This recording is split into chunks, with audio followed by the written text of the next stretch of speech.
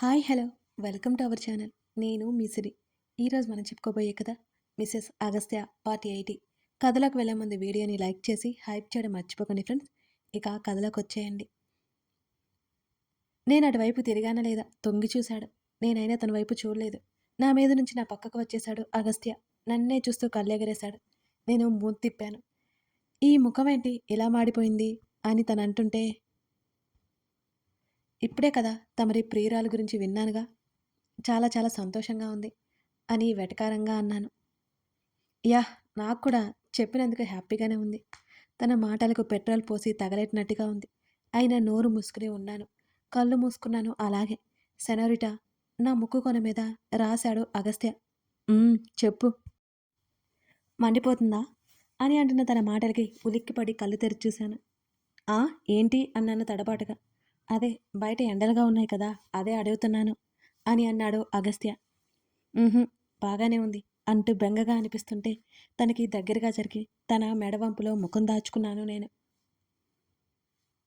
తన చెయ్యి నా తల వెనక భాగంలో చేరిపోయింది. నీ మడ్ బ్రెయిన్ని కష్టపెట్టకో అని అన్నాడు అగస్త్య. అదేం లేదులే అన్నాను నేను.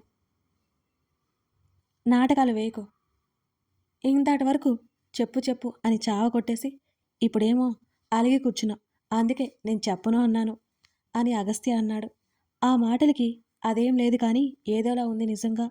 ఆ అమ్మాయి అంటే అంత ఇష్టమనికో అని అడిగాను. చాలా ఇష్టం అన్నాడు అగస్త్య. మరి ఎందుకు నువ్వు తనని పెళ్లి చేసుకోలేదు అని వెంటనే అడిగేశాను. ఇప్పుడు అవన్నీ అవసరమా అన్నాడు అగస్త్య. "ఉమ్, అలా కాదు, అంత ఇష్టపడ్డప్పుడు ఎందుకు అప్రోచ్ అవ్వలేదు నువ్వు అని అన్నాడు. దూరం నుండి చూశానులే అని చెప్పాడు అగస్త్య.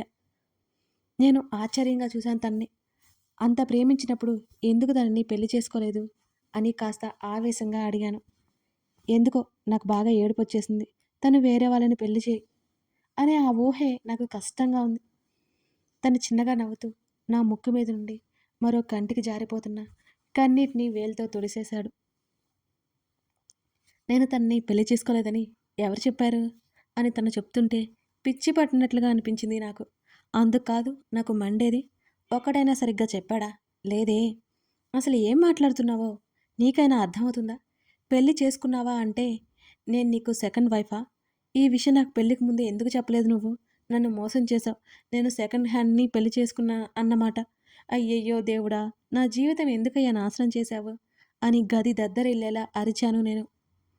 ఏయ్ మెంటల్ అంటూ నా తల మీద ఒక్కటేశాడు అగస్త్య. తన వైపు నేను కోపంగా చూశాను. నువ్విదంతా పెళ్లికి ముందే ఎందుకు చెప్పలేదు? చెప్తే నన్ను పెళ్లి చేసుకోవా అంటూ కళ్ళు ఎగరేశాడు. నేను ముఖాన్ని చిరాగ్గా పెట్టుకుని, ప్రేమించిన పాపానికి తప్పుతుందా?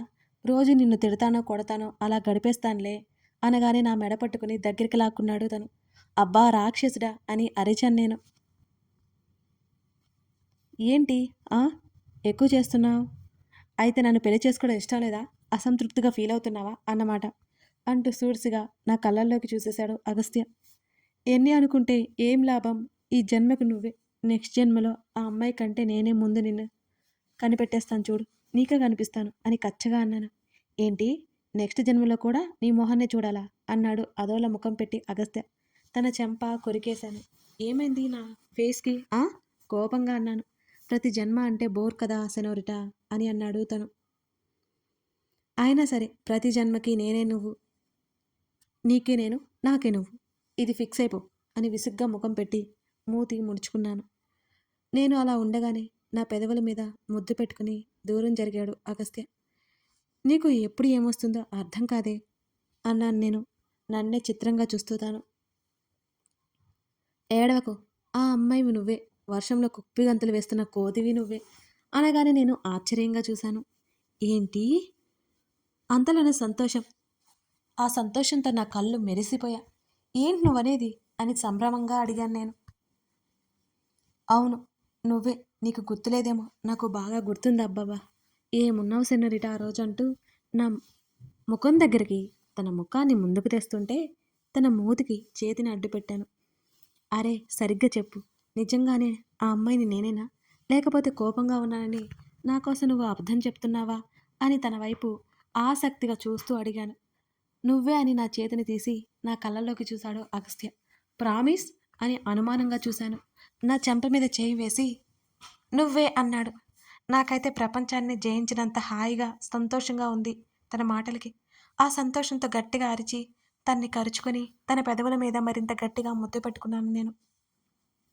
నా కాలు, నా చెయ్యి నన్ను ఇహలోకంలోకి తీసుకొచ్చాయి. ఆ నొప్పికి తాళలేక గట్టిగా అరిచి, దూరం జరిగాను. తను నవ్వుతున్నాడు. నేను నొప్పికి ఏడుస్తుంటే నవ్వుతావా అని అరిచి కొట్టడానికి చెయ్యెత్తి, అది నొప్పి పుట్టడంతో మెల్లిగా దించేశాను ఆ చేతిని. నిజంగా నువ్వన్నట్టు అన్ని జన్మలు ఉంటే నేను నిన్నే కోరుకుంటాను అని నా కళ్ళల్లోకి చూస్తూ నా నుదుటి మీద ముద్దు పెట్టుకున్నాడు అగస్త్య. మరో 4, 5 రోజులు గడిచాయి. నేను తెలుసుకోవాల్సినవి చాలా ఉన్నాయి. కానీ చెప్పట్లేదే. అంతేకాకుండా డేవిడ్ గురించి తనతో చెప్పలేదు నేను కూడా. తను ఇంత ప్రశాంతంగా ఉన్నాడేంటి?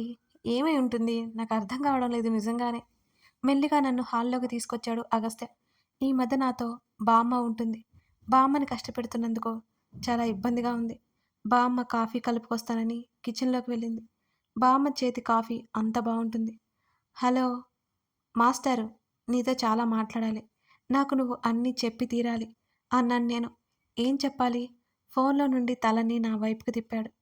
బామ్మ ముందు అడగొచ్చా అని నేను అనడంతో, నానమ్మకి తెలియనివి ఏముంటాయిలే చెప్పు అని అన్నాడు.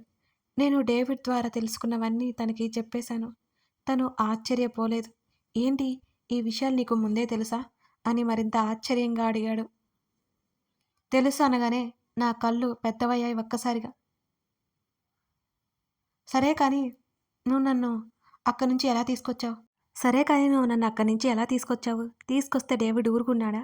డేవిడ్ వచ్చింది నందిని గారి కోసమంట అనగానే నా వైపు కళ్ళు చిన్నవి చేసి చూశాడు అగస్త్య. ఆవిడ గురించి నీకెలా తెలుసు అని అదే సీరియస్ ఫేస్తో అడిగాడు. ఒక్కసారిగా గతుక్కుమన్నాను నేను. అంటే అది అని నసిగాను.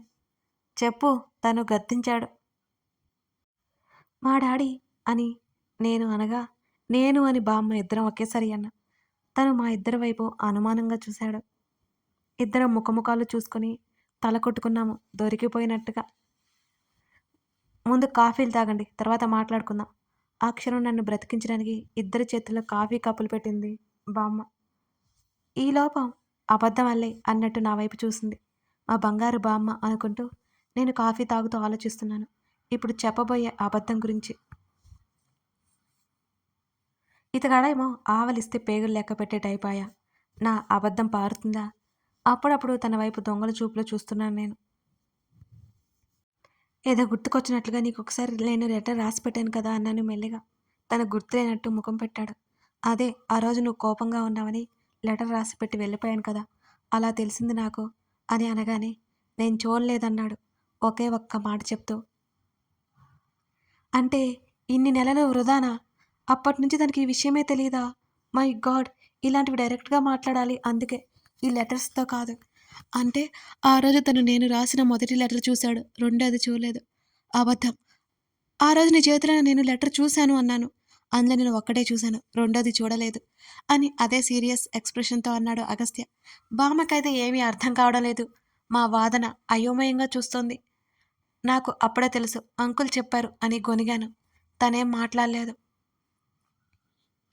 నువ్వెంత వద్దనుకున్నా ఆయన మీ నాన్నరా అని బామ్మ ఆవేదనగా అంది. ప్లీజ్ నానమ్మ అంటూ లేచి వెళ్ళిపోతున్న తన చేతిని గట్టిగా పట్టుకున్నాడు. తను సీరియస్గా చూడడంతో అప్రయత్నంగా చేతులు వదిలేశాను. తను బయటికి వెళ్ళిపోయాడు అక్కడి నుంచి. నువ్వు ఆ విషయాల గురించి పట్టించుకోవద్దు శ్రీదా అని అంది బామ్మ. బామ్మ, క్రిష్ పెళ్ళెప్పుడు అని నేను అడిగాను.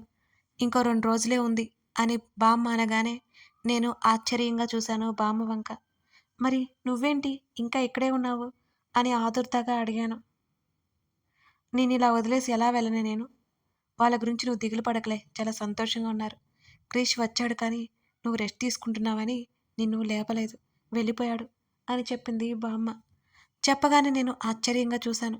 వాళ్ళకి తెలుసా? కాస్త భయంగానే అడిగాను. లేదు, యాక్సిడెంట్ అని చెప్పాడు మీ ఆయన అనగానే కుదుటపడ్డాను నేను. బామ్మ, నీతో నేను చాలా విషయాలు చెప్పాలి బామ్మ. నందిని గారి గురించి తెలుసు కదా మీకు అనగానే బామ్మ కళ్ళు పెద్దవి చేసి చూసింది నా వంక. నువ్వు చూసావా అని అడిగింది బామ్మ ఆవిడ్ని. లేదు, నన్ను కిడ్నాప్ చేశారు కదా డేవిడ్, అతని తల్లి ఈ నందిని అనగానే బామ్మ కనులు ఒక్కసారిగా తేలేసింది.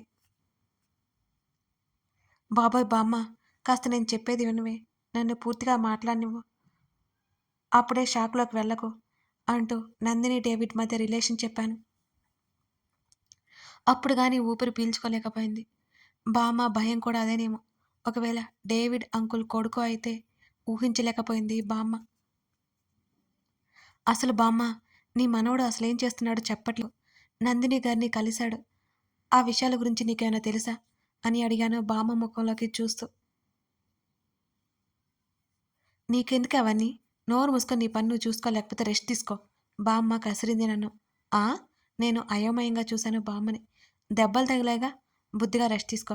రా, మీ గది వరకు తీసుకెళ్తాను అని బామ్మ అంటుంటే, ఎందుకు నువ్వు నడవలేక నన్ను పడేస్తావు, మా ఆయన రానివ్వు అని నేను కోపంగా అన్నాను. బామ్మకి విషయం తెలియవని నాకు అర్థమైంది.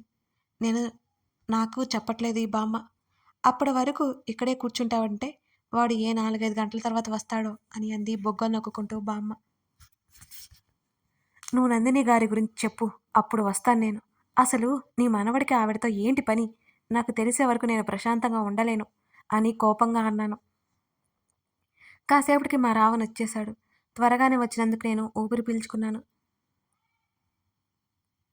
నేను కోపంగా ఉన్నట్టు ఇద్దరికీ తెలియాలి కదా, అందుకే ముఖాన్ని పక్కకు పెట్టేసుకుని దిక్కులు చూస్తున్నాను. వెళ్ళినప్పటి నుంచి ఇక్కడే కూర్చుంది. గదిలోకి రమ్మంటే రావట్లేదురా, నడుము నొప్పి వస్తుంది, తీసుకెళ్ళు అని బామ్మ చెప్పింది అగస్త్యతో. నన్ను అమాంతం చేతుల్లోకి తీసుకున్నాడు అగస్త్య. బామ్మ ముసిముసిగా నవ్వుకుంటూ వెళ్ళిపోయింది అక్కడి నుంచి. నేను తన వైపు కొరకొరా చూశాను. పట్టించుకోలేదు తను. పట్టించుకుంటే తన అగస్త్య ఎందుకు అవుతాడు? నన్ను బెడ్ మీదకి తీసుకువెళ్ళి జాగ్రత్తగా దింపాడు. నా మీద కోపంగా ఉన్నావా అని అడిగాను నేనే తిరిగి. లేదు అని అన్నాడు అగస్త్య. మరెందుకు సీరియస్గా ముఖాన్ని పెట్టుకున్నావు అని ఊరుకోకుండా అడిగాను. నథింగ్ అన్నాడు తను. సరే ఇప్పుడు చెప్పు అనగానే నా వైపు ఏంటి అన్నట్టు చూశాడు తను. అదే నందిని, అసలు వీళ్ళ మ్యాటర్ ఏంటి, డేవిడ్ ఏమైపోయాడు, ఇవన్నీ నాకు చెప్తావా లేదా, లేకపోతే నా బుర్ర పేలిపోయేలా ఉంది అంటూ నేను తల పట్టుకున్నాను. ఏయ్ మెంటల్, అవన్నీ నీకెందుకు, హాయిగా రెస్ట్ తీసుకోక అని విసుగ్గా అన్నాడు అగస్త్య.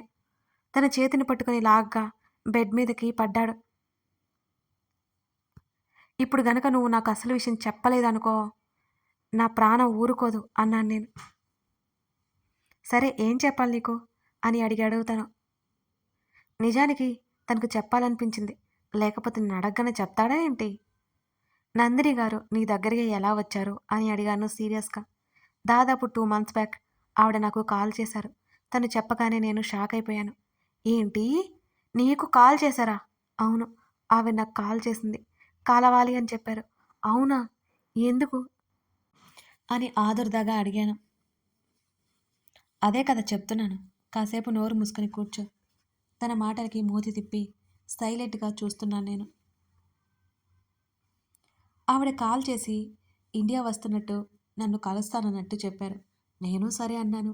నిజానికి ఆవిడంటే నాకు కోపం. ఫస్ట్ ఆవిడ్ని కలవడానికి నేను ఇష్టపడలేదు. ఒకే ఒక ఛాన్స్ అడిగారు అని అంటూ నన్ను చూశాడు అగస్త్య. ఇంకా అడగాలని ఉన్నా కష్టంగా నోటిని అదుపులో పెట్టుకున్నాను నేను. తను చెప్తున్నాడు కదా అని. ఆమె రిక్వెస్ట్ చేయడంతో ఒప్పుకున్నాను. ఆ తర్వాత ఆవిడ వచ్చినప్పుడు కాల్ చేసింది. నేను ఆవిడ్ని కలవడానికే వెళ్ళాను. ఆవిడ రోడ్డు దాటుతుండగా యాక్సిడెంట్ అయిపోయింది అని అగస్త్య చెప్తుండగానే ఆశ్చర్యంతో కళ్ళు నోరు తెరుచుకొని చూశాను నేను. ఏంటి, యాక్సిడెంటా? ఇప్పుడు ఏమైంది, ఆవిడకి బాగానే ఉందా అని ఆదుర్దాగా అడిగాను. ఇప్పుడు బెటర్ అని తను అన్నాడు.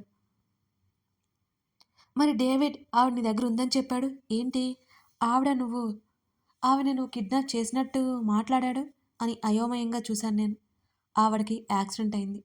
ఆవిడ డీటెయిల్స్ ఏమో నాకేం తెలీదు. ఆవిడ ఎక్కడి నుంచి వచ్చిందో కనుక్కో అని ఫ్రెండ్కి చెప్తే ఫారెన్ నుంచి వచ్చినట్టు తెలిసింది. ఆవిడ 1 month కోమాలోనే ఉంది. ఆ నెల రోజులు ఆవిడకి ట్రీట్మెంట్ ఇప్పించాను నేనే. మధ్య మధ్యలో ఆవిడకి స్పృహ వచ్చే ఏదో చెప్పాలనుకోవడం, మళ్ళీ స్పృహ తప్పడం, ఇలా ఇలా చేస్తుండడంతో హాస్పిటల్లో చాలా టైం స్పెండ్ చేయాల్సి వచ్చేది ఆవిడ దగ్గర అని తను చెప్తుంటే, డేవిడ్ మాటలు తన మాటలు మ్యాచ్ చేసుకున్నాక నాకు మొత్తం అర్థమైపోయిందిక. కథ కొనసాగుతోంది. ఇంతకీ మన శ్రీధర్‌కి ఏమర్థమైపోయింది? అగస్త్య చెప్పేది నిజమేనా? డేవిడ్ ఇప్పుడు ఏం చేయబోతున్నాడు? నందిని డేవిడ్ దగ్గరికి చేరిపోయిందా? ఇవన్నీ తెలియాలి అంటే ఈ కథని మీరు పూర్తిగా చూడాల్సిందే. కథ నచ్చితే లైక్ చేసి కామెంట్ చేయడం మర్చిపోకండి. Thank you for watching this video.